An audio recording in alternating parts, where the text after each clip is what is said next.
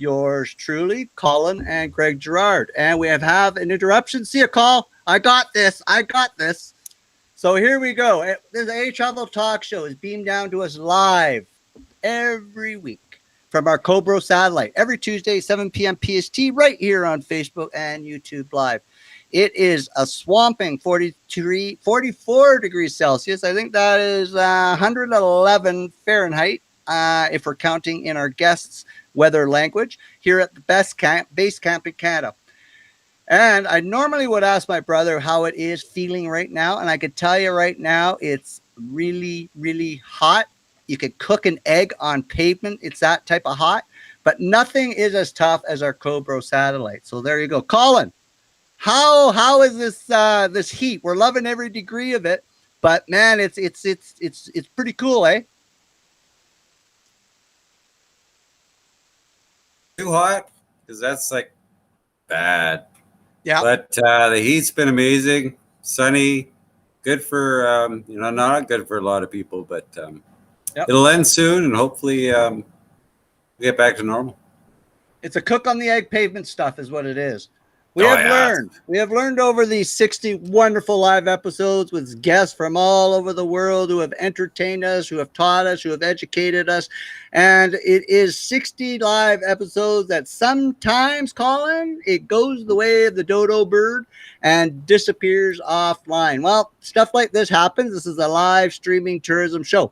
We may just go ghost on you because of internet disruptions. We have no control. Internet is a lot bigger than us, Call. That we can't control that, right? It's the heat. That's right. So buckle in. Keep your dial set on the ehTravel Talk Show. Keep it set there. Don't get up. Maybe go grab a drink, but keep it set on that dial. We will re-internet, and we are going to be right back with a wonderful guest. You're going to want to hear what she has to say. Tonight, we are talking with economic development in small and rural towns with community specialist Jimi Coplen of the Royal Spark. Yes, we are talking villageography with economic demography with a communityologist. That's what we're talking with today, Colin, and that's all in Canadian speak. And you guys all know what we mean when we're talking communityologist. We're bringing in the expert to talk small town. Jimmy's the Rural Spark. Let me give you a little rundown here, Call, for all of you newbies watching for the first time and for you that will be watching us later tonight, tomorrow, and the next week, and for years to come. The Rural Spark, is an online educational tourism platform, educational economic platform, for rural economic and community developers to gain education, encouragement, and networking. And we had a pretty cool little chat with Jimi in that virtual green room while she was diving deep on some of our Canadian goodies there, and we were sharing with her some Canadian delicacies. She told us a little bit about the Rural Spark. It was pretty cool, eh, Call? Yeah, it was great to talk to her, or talk to our friends from the south there. We don't get to talk to them enough these days, and it was awesome. Hope she enjoys the bannock. Ah, yes, the bannock. That's always a favorite, and that screech is always a favorite too, Call. Yeah. Yeah. It's going to be a great show to hear what she has to say. I mean, like you say, it's going to be an education session. It is. Jimmy's coming to us all the way from Haskell, Texas, United States of America. Our friends, our cousins, our sisters, our brothers down south. And that's the way it is. They are our friends. And if you got a problem with that, get off this show because they are our friends. So that's basically how we like to look at it. Put it plain and simple. Yep. My name is Greg Gerard. This is my co-bro, Colin Gerard. We are the brothers of tourism, given to us by our clients, our friends, and our friends and advertisers in this industry. We liked it. We stuck with it. We're going to keep it, and you ain't getting it back. So brothers of tourism is all of ours. We are your maple leaf wearing, maple syrup guzzler, beaver hugging Canadian small town tourism specialist and host of the ehTravel Talk Show. My friend next to me, bro, I like to call him bro. I call him other things. I call him other things, but not on live show. But I'll call him bro on the live show. Bro here, he is the keeper of the code. He is the pilot of programming, our teacher of technology for ehCanadaTravel. Say hi there, Junior. Woohoo! Great intro. Great intro. Yeah, I'm the proud developer of the backend programs that makes this system work. And you know it. Already, we are the brothers of tourism. And I'm just going to share a little bit. We want to get to Jimmy right away. And we know we're on a deadline. We got 5 minutes and then she's coming on and she's going to have the stage and she's going to wow you. But before that, already in 2021, we have hammered down some pretty impressive hardware being recognized for 5 awards and accolades. We operate, for you newbies, and I see that there's some newbies there, we operate an international award-winning website called ehCanadaTravel, voted Best Canadian Adventure Travel Website by 2020 Lux Life Tourism Awards. Our Two Brothers, 2 Feet, 2 Curious, 2 Canadian blog is ranked as a top 25 global travel blogger by Global Rise. We also provide an authentic community content marketing platform and training program, which we just won Best in Canada and BC, called Experience Community. We specialize in development and small town tourism, economic development of small towns and rural areas here in Canada, and so does our guests. So that's why it's already a match made in heaven. We got a lot in common. It's like we were born together. We talk the same speech. We think the same way. It's beautiful. It's absolutely beautiful. It's a mind melt of the U.S. and Canada kind. Sister Jimmy. It is Sister Jimmy, according to Infrastructure Canada, and this is where we're going to put a little Canada in her here, right? It's 56% of tourism jobs are in rural areas. Did you know that? That's a high percentage, and most of our population, Junior, 200 kilometers from our U.S.-Canada border. Everything else above, that's all beautiful rural country bliss. Well, we discovered that when traveling across Canada. I mean, what an amazing, like I say, 200 kilometers up. It's just beautiful, amazing, rural, quiet. But go ahead. Our friend Mike Dempchuk from Vancouver Island is going, fun, brothers, and another one's here saying, Jimmy, we're cheering. Rural communities are crucial. Rural communities are crucial to the economic success of Canada, contributing 30% of the country's GDP. So, 200 is all between that border, just above the border, and then there's this big swath of land, hardworking small towns, very undersupported, in my opinion, and maybe yours too. And I think maybe Jimmy might even go play that line too. We'll have to ask her. In 2019, tourism was Canada's #1 service export, totaling 3% of total exports, generating $105 billion. That's with a capital B in revenue, and accounting for 1.8 million direct and indirect jobs in Canada. So small towns is the engine of this country, and we don't have the right tools. We're not giving the tools, skills, time, and recognition they deserve, but that's going to change because we have a friend on the U.S. side who thinks a little bit like us on what small towns should be all about. So it only makes sense we bring her on about the rural towns and economic development tonight. Jimi Coplen of the Rural Spark, located down south of Texas, is here today. She's in our green room. She's getting ready to come on. Now, whether it is USA or Canada, we have some similar challenges in North America when it comes to economic development in our small towns. So let me give you a little rundown on our guest today. Jimmy is a rural economic developer, educator operating from, as we said, Texas, United States, home of the Dallas Stars. Had to put a hockey reference. Jimmy has been working in rural economic development for 17 years, and now she's doing her thing, her passion, her love. She's putting all that knowledge and she's putting it into her own little cup of tea, and she's going to be sharing it at the next community tea party there, Colin. That's what she's going to do. I can't wait to hear what she has to say. She's, like I say, a wealth of information on rural tourism, and rural tourism is it's the heart of the country. Economic development. That's what it is.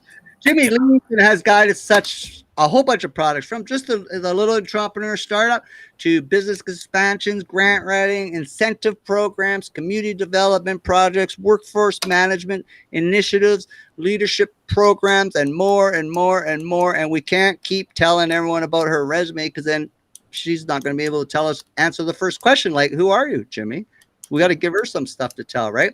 So the list goes on. So enough about Jimmy. Let's bring the real Jimmy onto the show and hear more about her work, her company, and the challenges and opportunities of rural communities facing down south and up here in the north. I'd like everyone out there in the virtual land, our virtual studio, please everyone put your hands together and welcome, please welcome Jimi Coplen to the ehTravel Talk Show. Hello there. Jimmy. Yeah, it's an honor to have you. Thank you. Yes. Oh, you're so kind. You did such a great job. That was a wonderful intro. Thank you so much. Oh, you're very welcome, and you're very welcome. And we are so excited, Colin, Junior, to have Jimmy on our show. And she's making an effort coming us from our neighbors down south, our friends. The next party we're having is down in the U.S., and she's coming here to do treating us Canadians with a little bit of knowledge. I'm gonna try. I don't know. You guys are giving me your knowledge, so I don't know if I can teach you anything or not. I think you can, and the thing is that's what's beautiful about our relationships now is we're gonna help each other all we can. So we're here to get Jimmy's message out. That's what we're here to do. So Jimmy, maybe to start things off, maybe you could tell our viewers a little about who you are on a personal level and who is Jimmy Coplen, the Rural Spark. Yeah, on a personal level, well, I've been doing this, like you said, for quite some time, but I am married. I have a couple of kids. They're practically grown now. They're 18 and 20. One's in college. One just graduated high school. I'm a dog mom. My husband is a sheep farmer and a county agent. So do y'all have extension agents in Canada? That's popular in the United States. They're like AgriLife extension agents. And so that's what he does. And yeah, we just live in small town USA. We're living in the area that we both grew up in. I was gone for a few years and then came back and have been in the economic development business pretty much since I've been back in this area, living in this area. Yeah. And this is your passion, right? Economic development. This is your go-to. Yes. I've done it. It's one of those things. I think everybody could probably say this. I didn't go to college to be an economic developer, but you just kind of stumble into this work. Now people are catching on, and you can go to college for this job, but it's not something that I ever heard about until I did it. So yeah, I fell into it. I love the work. And so I've kept plugging away in it because and it makes such an impact in your community. And that's the part that I think we all fall in love with. It's just the impact that you can make in your local community. Exactly. And it's not just a short stint. You did like 17 years working in economic development for rural communities. You better than most have seen so many changes and challenges and opportunities come and go. Like they're a hot topic we need to deal with. It's gone. Now you got a new hot topic. So our question is, what are some of the bigger challenges and obstacles facing rural communities in North America in today's COVID environment? Let's put it that way. Well, I won't pretend like COVID didn't affect us because it did, but I feel like we kind of got out of it unscathed more than some people. Like you guys are still on lockdown.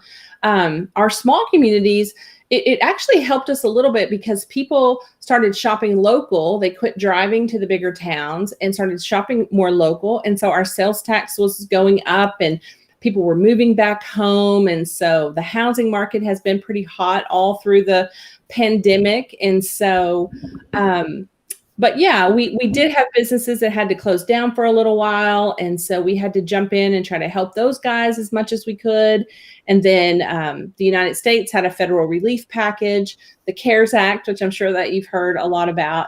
And we were able to pump some of that right back to the businesses that had to close down. And so we're still suffering a little bit with the supply chain, like our manufacturers can't get what they need. Our car dealerships they have no new cars on the lot because they can't get the little chips from China. And so we're kind of still recovering on that side of things for sure. But I feel like we're very blessed because we have been able to open up and,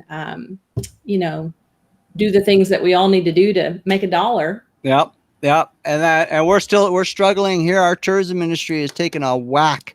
Yes. Yeah, I hear it's looking. So what do you see with some of the solutions available for rural towns for a good restart? What are some of the pillars are you seeing that are necessary for a small town to have a half decent restart anyways? Mm-hmm.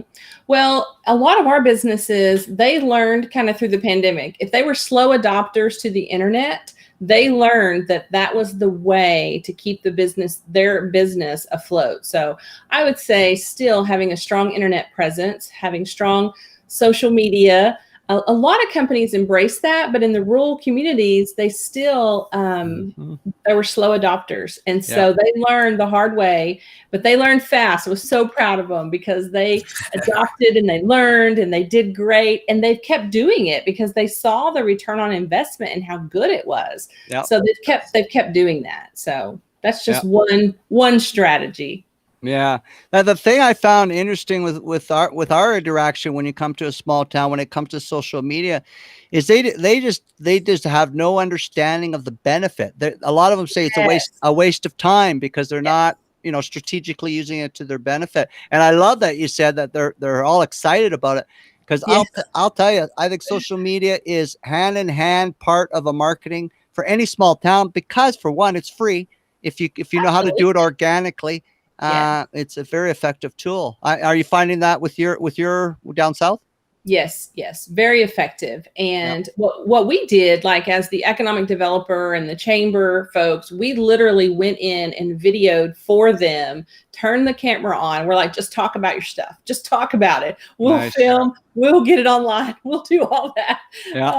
Because we were just desperate there for a couple months trying to help them just keep the wheels turning, because I'm sure, as you guys know, the mom and pops, they don't have a big stash of money to take a couple months off of work. Nope. They still needed to work. And so we were just doing whatever we could. And that was something fun about the pandemic in a way, is you could try anything, and if you could throw it against the wall, and if it stuck, that was fantastic. If it didn't, you just kept rolling. It wasn't a big deal. Like, people would try anything just to do some business. So I love that, because you couldn't do anything wrong. It was like, if you were trying, then you were doing great. Yeah. And that's really, because we had a whole bunch of guests that say this is the best time to experiment. This is the best time for failure. This is the best time to learn from your mistakes. Yeah, because nobody cared. It's like, you're trying something, and we were in unprecedented waters, and you could just go with it. Yeah. We have one comment. Keep it going, bros. Jimmy knows. We got a poet. We have a poet. I like that. I like that. In your bio, you shared that you work with businesses from basically entrepreneurship startups to well-seasoned, larger type of corporate. I don't know if it's corporations, but at least larger companies. What advice could you give smaller rural businesses in today's day and age? If they came to you and said, please, Jimmy, give me some advice, what I need to do, what would you suggest?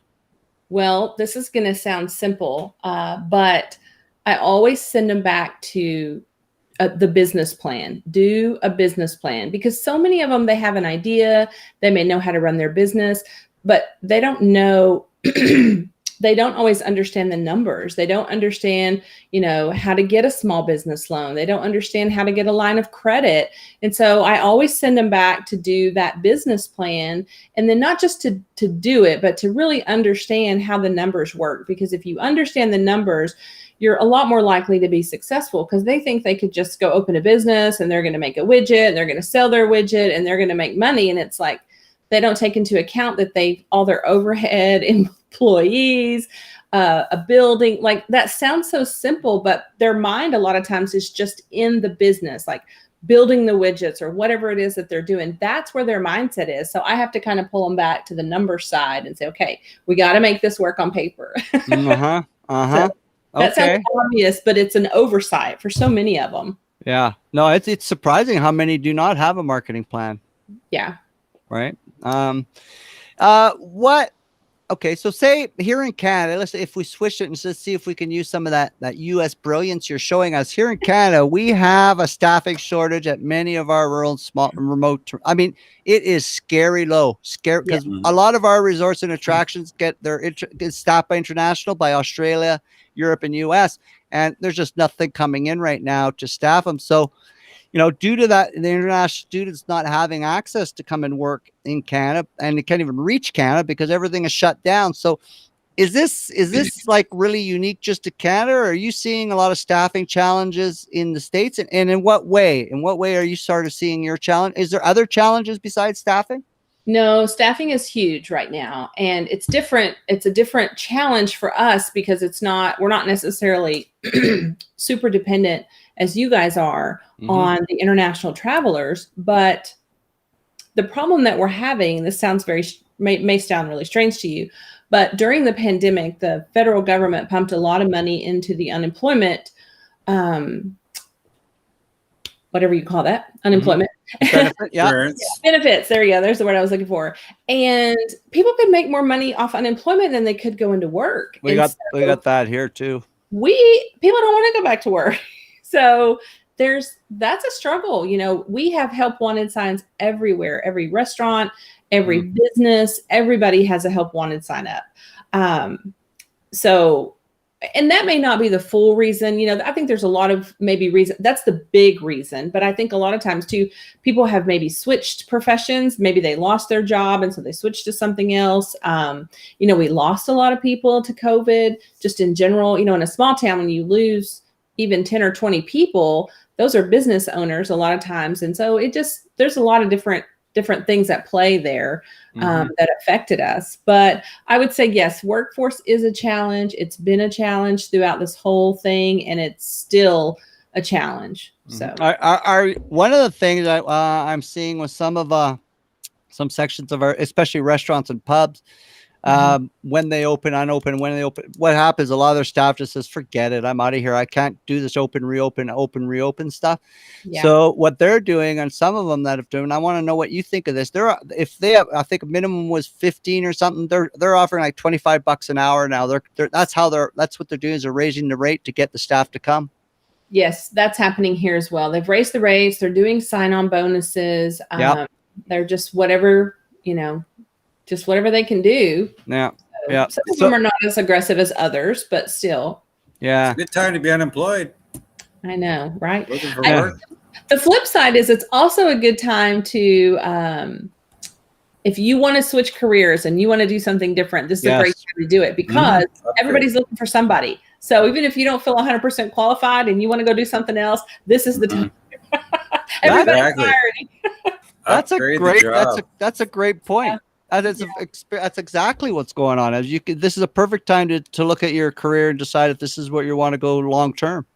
Yeah. And that could be why, like, there's just a lot of moving parts, and a lot of people probably are doing that. And so it's creating empty jobs over here. And so there's probably a lot of that already at play. Okay. Yeah. What do you think there is a magic pill, or do you think there's something that's a magic something on how we can rebuild and recruit a workforce quickly once travel opens up again? What's happening here is travel's opening up. We don't have a lot of time to prepare for it. Half of our resource attractions are having a tough time staffing. So is there any type of secret rebuilding recruitment workbook that is out there? You know, not that I know of, but I know, like, in tourist communities, once upon a time, I spent the summer in Delaware, and it's very touristy in Delaware in the summertime. And everybody that had a day job, you know, like the professionals, they also all had a night job in the summertime, because they were filling those tourist positions, because people could make so much money just waiting tables or tending bar or whatever. And so maybe that's an untapped market that people could go after, you know, is that's day job people. That's true. That's very true. And go ahead. They did bring in some people from Ireland in Delaware. A lot of kids came over from Ireland, and they would work for the summer. I don't know how that program worked, because I was pretty young back then when all that was going on. I wasn't as curious as I would be now to see kind of how all that worked. Hey, Colin, you used to be a hospitality guru. Maybe we can send you on a night job and get you out of here. That's right. You've tried already. What do you mean? I think I'll pass on that. I upgrade a little. Yeah. Jimmy, one of the thing, we're running, and I know it has to be coming across your desk because it's such a hot topic, and it seems like countries are grabbing this like a lead weight. It's this remote working. Yes, it's such on the rise here in Canada, and they're putting in remote working visas. A couple countries have implemented that. And according to a report that just came out here in Canuckland, 40% of the Canadian workers right now on jobs can actually keep working remote, and it would be actually better for the corporation and for that individual. So how has remote working affected small towns and rural communities down in your hood? Well, we are trying to use it to our advantage, and we're really marketing to the remote workers to come back to the community if they haven't already. A lot of people came home during the pandemic and they just kept working and they've stayed, which has been fantastic. But we're actually marketing to people, showing them that there is a way to come back, and we're offering some incentives. And I think a lot of communities are doing that. You know, they're putting together really good marketing packages. They're offering something, you know, nuggets for people who will come back and work in their community. But back to the workforce side, you know, there's a movement, you guys have probably heard about it, with they call them digital nomads. Yep. So they're basically the people, you know, that can work anywhere, but they purposely move around and they travel and they see different areas. But I was in a thing the other day, and the lady was talking about this, and she said a lot of them, they want to work when they go places. So that may be a place to find workforce as well. But you got to consciously know that they're out there and that they're looking for work, and kind of be on the websites that they're on and be talking to them. And they may not want to come to my town. I mean, they might, but I don't have any exotic beaches or anything. So I don't know if they want to come to my town. But they might want to come to Canada and do some tourism for a season, you know. There's your some workforce. Well, I hear, you know, in your backyard, you got pretty sweet horseback riding adventures and amazing. True. We have rodeos, you know. Yep, exactly. If we could convince them to come live the rodeo life for the summer, maybe, then it's too hot. See, that's too hard of work. That's auto racing. Is that big down there? Auto racing? What? Oh, for sure. Auto racing. NASCAR. Racing. Isn't that big down in Texas? Yeah, NASCAR's big. Yeah. So do you think the remote workers, you touched on it, do you think these remote, because right now I'm watching some of our friends in other countries, and this is their big push, right? They're trying to draw in these digital nomads. I just met two the other night on another Zoom call we were having. One was from Philippines, the other one just got back from Korea. And same thing. Digital nomad, worked over there, picked up. I mean, it's a pretty cool life. Plus, you get to see the country, you get to mature. Do you think they're here to stay, or do you think this is a fad? I think it's probably a fad, honestly. I don't know. I mean, I don't know. You know, I don't know if this whole lifestyle is sustainable long term. It definitely saves companies money on one hand, but you lose out on that personal interaction. And I don't know. Maybe it will run its course. Maybe we will have a hybrid breed, you know, where it's seasonal. Maybe you can leave, or I don't know. I don't know how it will all flesh out. People love to travel. It's a tough call.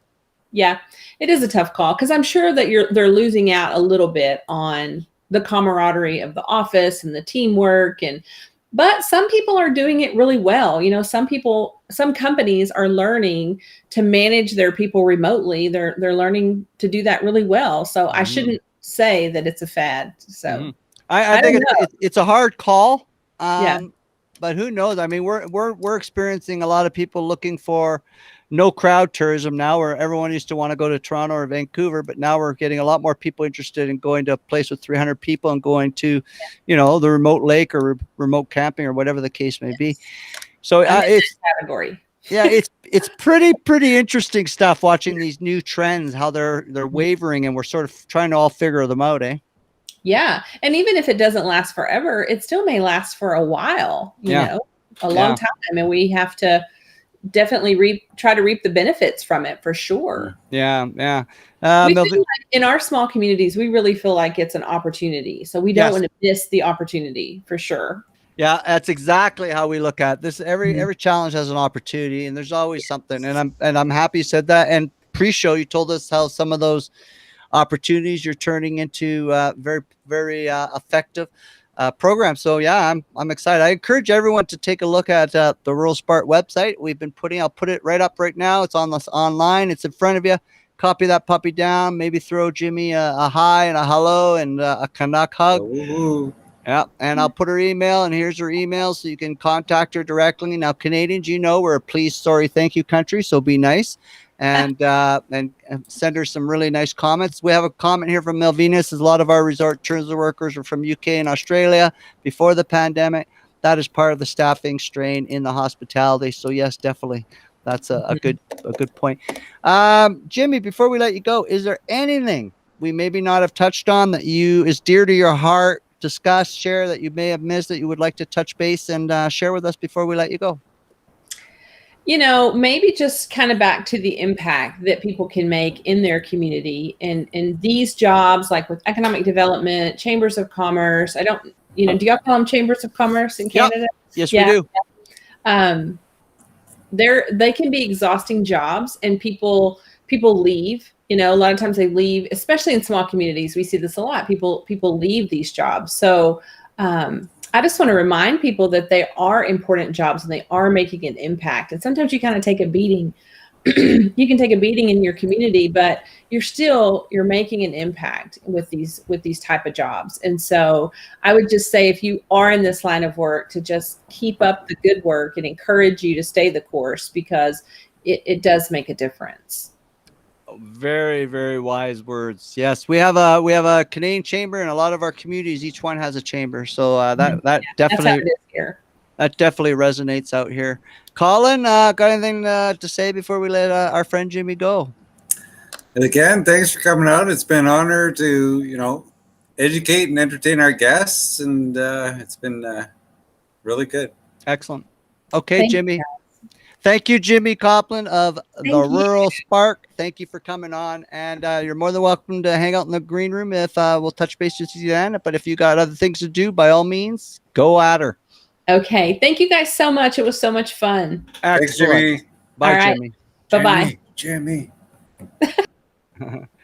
Well, there you go, Colin. That was Jimi Coplen for joining us in our virtual studio here at the ehTravel Talk Show, beamed down from the Cobro satellite high above in our dark skies here in Canada.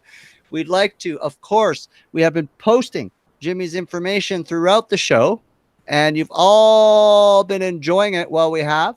And we've been putting up her website. We've been putting up her social media. And by all means, you can copy that down and say hi there from Canada and from our international viewers and others from around the world. By all means, you could reach out. And I'm sure Jimmy would be more than happy to discuss economic development with you. So again, all that contact information has been shown throughout the show. Tomorrow, you'll find this interview on our award-winning live travel content travel website, ehCanadaTravel.com. Go to the community feed on the top bar, click on that, and boom, you're going to see a live post from us that will show Jimmy's prowess in economic development. You'll also be able to find this on our social media, call, Facebook, Twitter, Instagram, Pinterest, LinkedIn, and Tumblr.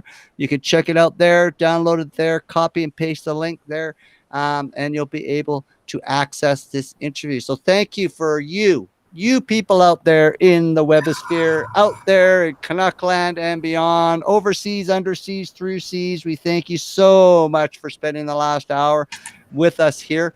Please tune in every week and tell your friends too about our travel tourism talk show. We know that most of you will be seeing this the next day. We're going to say hi to you for that next day. We know a lot of you might see this in a year. Hey, we're still here. Contact us in a year and give us a shout back. So again, we are the co-bro host of the ehTravel Talk Show. This is Greg. That is Bro Crow Colin Gerard, the brother, the better-looking brother of tourism. And remember, Canada, book direct and darker. Book direct with Canadian tourism businesses. Listen to the cries of the industry that are out there. Listen to your local tourism accommodations and attractions. They all would love you if you would just stop booking with corporates like Hotel, Expedia, and Booking.com, because every time you do, they take a 13% commission fee off the top. Fees that used to stay in these small communities, fees that used to put new baseball jerseys on your sons and daughters, fees that used to put a new lining in your community pool. These are important fees. Since these big boys came along, all that money, 13% leaving. I know a hotel in the industry, a good friend, and he's basically giving $30,000 a month to these guys. That used to stay in the community. That's one hotel call. You know what he calls them? No, what? Greed fees. What's that? Greed fees. Greed fees. Greed fees. Yep. So he's a golfer, and that's why he jokes around. I says, yeah, they want their greed fees. Now, this is a big thing. People don't understand how big it is. Now, brain up, Canada, book direct. When you book, every small business, pretty much all of them spend a lot of money, hard-earned money on websites. To you, it might not be, but to them, it's a lot of money. If you book directly through those websites, you are saving them 13%. 13% going At back least. into their business. That's minimum. We've heard 18, as high as 18%. Book Direct, help us. Book Direct and help us. So have we not lost enough tourism businesses? The answer is yes, right? Your bookies could keep a small town tourism business stay afloat. Even if you went and did that booking and say a whole bunch of us in Canada did that booking, you could be saving businesses. Seriously, some very serious tourism businesses. Your bookings could keep a small town business stay afloat through the summer of 2021. Book Direct. Help us put food on the tables of hardworking Canadian families in a struggling tourism industry. Book Direct. Look their website out. If you need help finding their website, Colin, don't we know a good website that actually directs everybody to our clients' websites? That's where our ehCanadaTravel.com comes in. Yes, if you list your business with us, because starting entries don't cost you anything, it links directly to your website to book with you. We don't take the bookings. We're not a third-party booking company. We don't take commissions. No charge. We just want to help you reduce your commissions you pay to these unnamed conglomerates. Yeah, I'm not chicken. I'm ready. Booking.com, hotel.com, Expedia.com. Those are those conglomerates. Well, that's just a few. I mean, you got Trivago as well. I mean, yeah. I'm just and saying, there are look, 100 other companies which they all own. this yeah, everything's owned by them. This applies to the States too. All our US visitors, please consider booking directly with these small town websites, because it also happens there. It happens to our friends in Australia, our friends in UK. All we're saying is this. Yes, we harp on it, but all we're saying, plan better, save that money, help small communities, help some tourism businesses along the way, and then we'll all be one big happy family. But before we go on that, Colin, don't you have some words of wisdom, some Canadian Canuckalisms you want to share with us? Well, yeah, I got next week's show to share with you. It's if you're a Rolling Stones fan, the Unzipped debut at the museum in Waterloo region of Ontario, Canada's only engagement. The CEO of the museum, where it's going to be, is David Maskell. He's going to be with us. He's going to tell us about the show. It is the only Canadian engagement as part of its global tour. Hundreds of unique artifacts and memorabilia forming a multimedia exhibition, some on loan from the Stones' private collection. Unzipped offers a comprehensive and engaging multimedia experience that will make southwestern Ontario and Canada a cultural destination for many. Stay tuned next Tuesday at 7 p.m.